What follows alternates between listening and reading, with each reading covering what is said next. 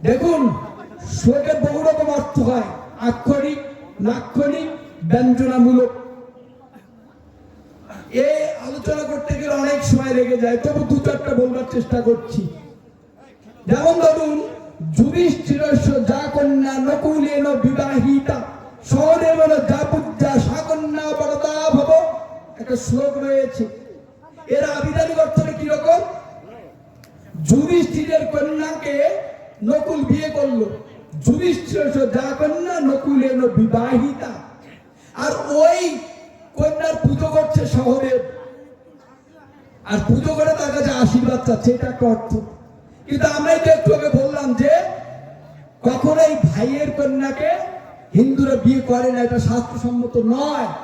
সনাতন শাস্ত্রে এই রীতি নেই। এক বর্ণ হলে বিয়ে হবে না। কি বলছে এখানে? অর্থ আসলে কি? যুধিষ্ঠির কে?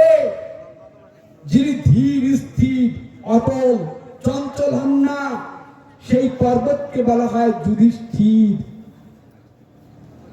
যুধিষ্ঠিরেশ্ব যা কন্যা, যুধিষ্ঠিরের কন্যাকে পার্বতী, পর্বতের কন্যাকে পার্বতী।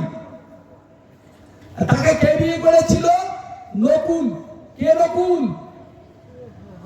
মহেশ্বরকে নকুল বলা হচ্ছে, শিবকে নকুল বলা হচ্ছে। ওনার কুলবান নাই, শ্মশানে থাকে, ভস্য ভূষণ গায়ে মাখে, উনি নকুল। নকুল এলো বিবাহিতা সহদেবেন যা পূজ্যা।